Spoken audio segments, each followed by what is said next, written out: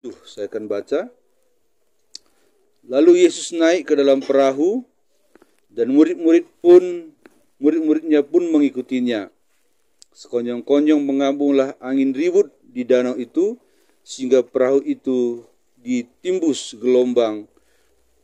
Tetapi Yesus tidur. Maka datanglah murid-muridnya membangunkan dia, katanya, "Tuhan, tolonglah, kita binasa." Ia berkata kepada mereka, "Mengapa kamu takut, kamu yang kurang percaya?"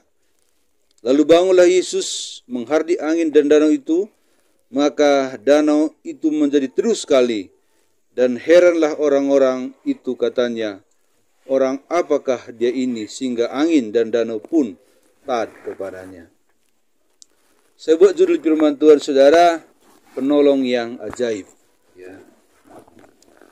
Tentu saudara, kita tahu siapakah penolong yang ajaib itu. Penolong yang ajaib itu ialah Yesus, Tuhan, yang menolong kita dengan dari segala kelemahan kita. Dia ada untuk menguatkan kita, supaya kita yang lemah menjadi kuat, yang susah jadi senang, yang sakit bisa disembuhkan. Saudara, manusia adalah ciptaan yang sangat lemah sebenarnya, dan manusia itu sangat memerlukan penolong. Ya, sangat memerlukan penolong. Dan manusia tidak bisa hidup tanpa ada yang menopang ataupun tanpa ada yang menolong. Itulah sebabnya Tuhan menciptakan manusia. Manusia itu harus berteman, bukan sendiri. Amin, saudara. Harus berteman. Adam dan Hawa di Taman Eden, Tuhan buat berteman, suami istri. Dan pada akhirnya didukung dengan kehadiran anak-anak dalam rumah tangga, didukung oleh famili, didukung oleh tetangga, dan didukung oleh yang lain-lainnya yang disebut dengan ciptaan Tuhan. Saudara dikasih Tuhan, manusia itu sekali lagi sangat butuh penolong. Penolong dalam ekonomi, penolong dalam keluarga, dan penolong di tempat-tempat yang lain. Dimanapun manusia berada, dia selalu membutuhkan penolong ataupun penunjang hidupnya. Saudara dikasih Tuhan, itulah sebabnya manusia banyak sekali mencari pertolongan. Ada yang pergi ke Gunung Kawi, saudara. Ada yang pergi ke laut. Ada yang pergi ke batu besar. Ya. Ada yang pergi khusus mencari setan, ataupun dukun, ataupun datu. Nah, saudara, ngapain mereka mencari itu? Supaya ekonominya tertolong. Saudara dikasih Tuhan. Tetapi kita di sini, saya yakin dan percaya tidak memerlukan itu lagi. Amin. Kita memerlukan Tuhan sebagai penolong yang ajaib, hadir dalam hidup kita di saat yang tepat, di saat yang kita perlukan. Saudara dikasih Tuhan, ayat yang kita baca tadi mengatakan tentang murid-murid yang sedang berada di Danau Galilea. Mereka dihantam ombak, saudara. Mereka sangat ketakutan. Tapi mereka lupa kalau Tuhan ada bersama mereka. Mereka menjerit minta tolong. Dan namun akhirnya mereka ingat bahwa Tuhan ada di atas perahu. Langsung mereka membangunkan dia, "Guru, apakah engkau tidak peduli kalau kita binasa malam ini, hari ini?" Nah, saudara ketua. Saudara, murid-murid Yesus pada waktu itu berseru ke tempat yang tepat, yaitu kepada dia, sesuai dengan judul firman Tuhan, penolong yang ajaib. Pada waktu mereka memanggil Yesus, pada waktu mereka berseru kepada Yesus, bangkitlah Yesus. Bukan hanya sekedar bangkit, tetapi kuasanya pun bangkit. Urapannya pun bangkit. Energinya pun bangkit. Bukan untuk dirinya sendiri, tetapi untuk menolong keadaan para murid. Haleluya. Saudara dikasih Tuhan, khususnya buat kita pada malam hari ini, dan secara khusus lebih lagi kepada keluarga ini, andalkanlah penolong yang ajaib. Haleluya. Saudara, penolong yang ajaib itu perlu sekali, bahkan sangat perlu untuk selama-lamanya hadir dalam hidup kita sebagai penolong, sebagai penghibur, sebagai Tuhan dan Juru Selamat. Dan dia perlu dihargai, perlu dicintai, perlu disayangi, perlu dihormati dalam hidup ini. Jangan kita meninggalkan dia supaya kita pun tidak ditinggalkan. Satu hari kelak, saudara, orang yang akan meninggalkan Tuhan, satu hari Tuhan akan tinggalkan. Satu hari Tuhan akan mundur dari orang itu. Sehingga orang itu akan mencari Tuhan dan tidak mendapatkannya lagi. Oleh sebab itu, saudara dikasih Tuhan, hendaklah kita setia kepada Tuhan dan mencari Tuhan dan berseru kepada Tuhan. Kalau saudara mengalami kesusahan, kalau saudara mengalami bahaya, kalau saudara mengalami duka, jangan berseru kepada yang lain. Jangan mengandalkan yang lain. Tapi andalkanlah Tuhan, bahwa dia sanggup menolong kita. Tetapi begitu banyak orang lebih percaya kepada pertolongan-pertolongan yang lain di dunia ini, dengan mengesampingkan Tuhan, dan dia mencari pertolongan-pertolongan yang tidak benar. Ataupun bukan mengandalkan Tuhan dalam hidupnya, tetapi lebih mengandalkan yang dari dunia ini. Seharusnya kita jauh lebih tenang, Yesus ada dalam diri kita daripada yang lain. Katakan amin, saudara. Kalau Yesus tidak ada dalam diri kita, itu sudah sangat bahaya sebenarnya. Tetapi saudara, begitu banyak orang merasa lebih tenang dengan cara-cara yang tidak rohani. Ya, lebih tenang banyak uang daripada ditemani Tuhan.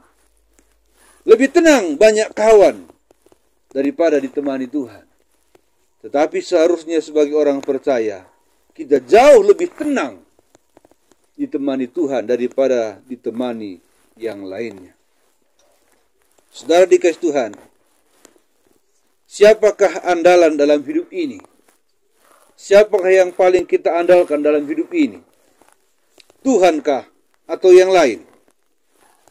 Tuhankah atau harta kita? Tuhankah atau orang yang hebat, orang hebat di sekeliling kita? Saya katakan kepada kita, jadikanlah Tuhan sebagai satu-satunya andalan kita, tempat kita selalu mengadu, tempat kita selalu berseru. Tuhan akan menolong kita, mungkin melalui orang lain, dia buka jalan.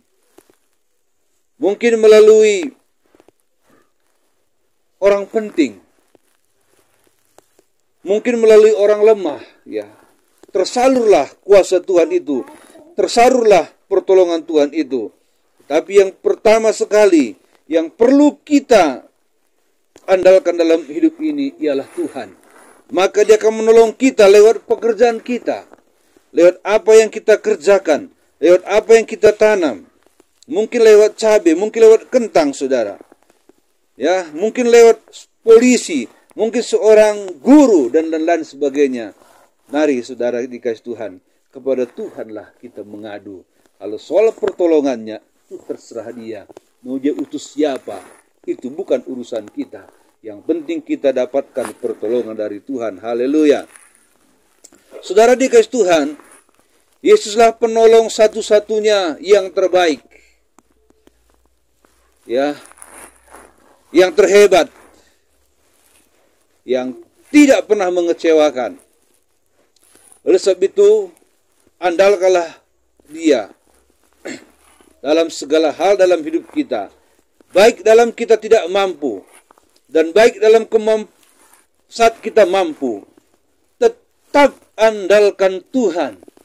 Kita harus sadar bahwa kita manusia yang lemah, yang selalu membutuhkan Dia. Kemampuan kita itu pun berasal dari Dia. Dan kemampuan kita ini bisa juga Dia patahkan kalau kita tidak mengandalkan Dia. Yang biasanya kita bisa, yang biasanya kita mampu, yang gampang kita kerjakan, bisa satu hari kita nggak bisa lagi berbuat apa-apa. Saudara dikasih Tuhan, coba kalau kita dibuatnya sakit, apakah kita masih mampu mengerjakan hal-hal yang bisa kita kerjakan? Nggak bisa lagi kan saudara? Nggak bisa. Jalan aja kita bisa nanti, nggak bisa lagi. Kalau kita di rumah sakit, kalau kita di opname, kalau kita berbaring sebulan, apa yang kita bisa kerjakan? Yang biasanya bisa, nggak bisa saudara. Tetapi kalau bersama dengan Tuhan, apa yang tidak pernah bisa kita lakukan? Kalau Dia campur tangan, bisa kita lakukan. Haleluya. Dia adalah penolong yang ajaib, saudara dikasih Tuhan. Di tengah sukarnya kehidupan, di tengah-tengah beratnya pengalaman Daniel, saudara, dia harus dibuang ke gua singa. Dan dia tidak punya pilihan lain, dia harus dibuang ke gua singa. Kenapa? Karena ancaman bagi dia adalah jangan lagi beribadah. Dan kalau dia beribadah dan dibuang ke gua singa, jadi Daniel pilih. Harus dia pilih. Tidak ada pilihan lain bagi Daniel. Dia harus dibuang ke gua singa karena dia kedapatan sedang beribadah, sedang memuji memuliakan nama Tuhannya. Jadi buang ke gua singa yang sedang lapar sekali. Tapi saudara, waktu dia dibuang ke gua singa, maka hadirlah di sana penolong yang ajaib. Haleluya. Saya rasa kita ini sudah mengalami pertolongan Tuhan yang ajaib. Masihkah kita ingat? Masihkah kita hargai Tuhan yang menolong kita itu? Mari hargai Dia saudara. Lebih dari apapun. Lebih dari rasa jengkel kita. Lebih dari rasa kecewa kita. Lebih dari rasa rugi kita. Kita hargai Dia.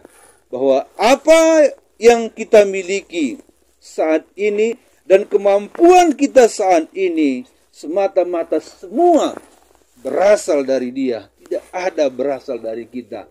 Dan Dia berkuasa untuk menambahkan kekuatan kita. Dia berkuasa untuk memberi kita kemampuan yang tidak bisa kita lakukan. Dan Dia juga berkuasa untuk mematahkan kemampuan kita. Kita harus sadar kita manusia yang lemah. Karena Dialah kita bisa sampai hari ini. Katakan amin saudara. Bukan karena kita, tapi karena Dia saja. Titik. Ya. Nggak ada karena ini dan itu. Karena Dia. Tapi begitu banyak mereka. Begitu banyak kita. Begitu banyak anak Tuhan tidak menyadari. Kita pikir semua karena kebolehan kita. Kita pikir semua karena kecantikan kita. Kita pikir semua karena pintar kita.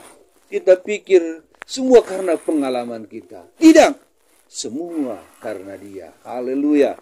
Lalu sebab itu saudara, jadikan Dia andalan dalam hidup ini.